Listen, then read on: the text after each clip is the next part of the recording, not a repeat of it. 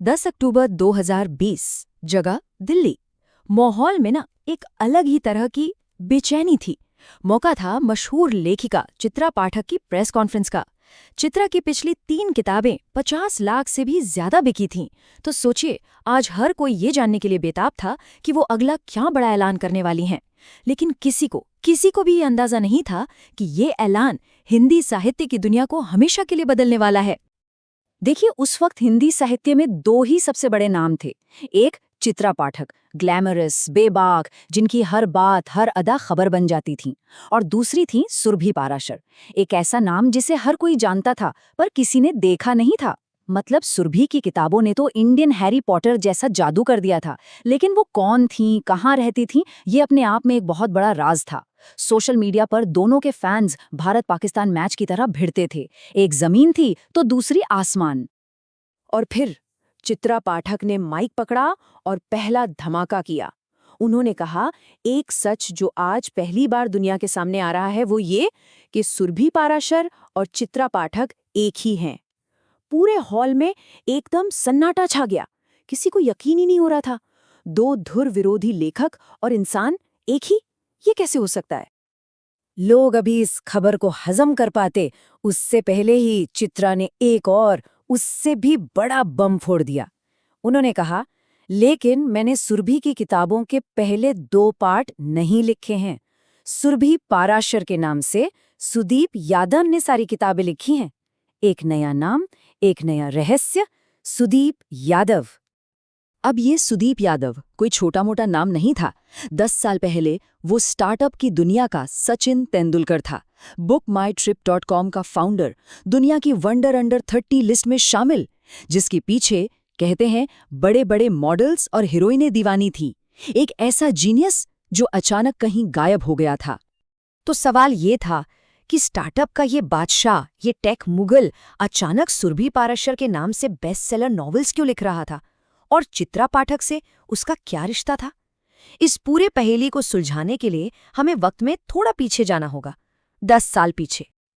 तो चलिए, इस कहानी की गुत्थी सुलझाने के लिए चलते हैं 10 साल पीछे।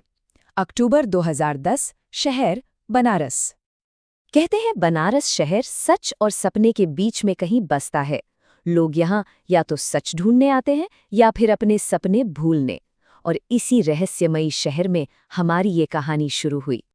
80 घाट का एक पिज़्ज़ेरिया जिसमें बहुत ज्यादा भीड़ थी। एक वेटर ने बस बिजनेस के चक्कर में 2 अजनबियों को एक ही टेबल पर बैठा दिया। एक तरफ थी 26 साल की चित्रा पाठक, जो एक लेखक बनने का सपना देख रही थी, और दूसरी तरफ 25 साल का सुदीप यादव, जो अपनी जिंदगी से एक छोटा सा ब्रेक लेने आया था। सोचिए, अगर वो वेटर न होता तो शायद ये कहानी कभी शुरू ही नहीं होती। अगले 2 दिनों में उन दोनों के बीच एक बहुत गहरा रिश्ता बन गया। पिज़्ज़ेरिया की मजाकिया बातों से लेकर गंगा किनारे की खामोशी तक, और फिर एक रात की इमोशनल बातचीत से लेकर एयरपोर्ट पर किए गए एक वादे तक। ये सिर्फ 2 दिन थे, लेकिन इन 2 दिनों ने सब कुछ बदल दिया।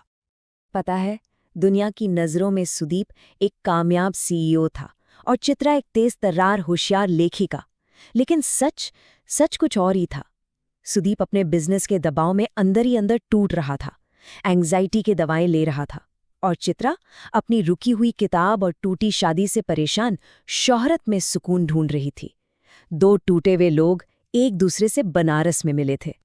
उस मुलाकात का सबसे अहम पल तब आया जब सुदीप, वो कामयाब कॉन्फिडेंट सीईओ, चित्रा के सामने बच्चों की तरह फपक फपक कर रो पड़ा। वो अपने बिजनेस को लेके, अपनी जिंदगी को लेके बेहद परेशान था। और उस एक पल में चित्रा ने उससे संभाला। एक अजनबी ने दूसरे अजनबी के आंसुओं को पूछा। रोने के बाद सुदीप ने पूछा, तुम ये सब किसी कहानी में तो नहीं लिखने वाली? चित्रा ने बड़ी ईमानदारी से जवाब दिया, पता नहीं, लेकिन सीन अच्छा है। और दोनों हंस पड़े। उनका रिश्ता ही कुछ ऐसा था, सच और कहानी के बीच का। एयरपोर्ट पर विदा लेते समय जब उनकी ये मुलाकात अधूरी लग रही थी, चित्रा ने सुदीप को दी हुई किताब ली और उस पर लिखा, 10 अक्टूबर 2011, बस 1 साल बाद मिलते हैं। एक तारीख, एक वादा, एक अनजान मुलाकात अब किस्मत का लिखा एक अपॉइंटमेंट बन चुकी थी। और फिर पूरे 1 साल तक दोनों ने एक दूसरे से कोई संपर्क नहीं किया। सोचकर देखिए, ना कोई फोन, ना कोई मैसेज, ना कोई ईमेल।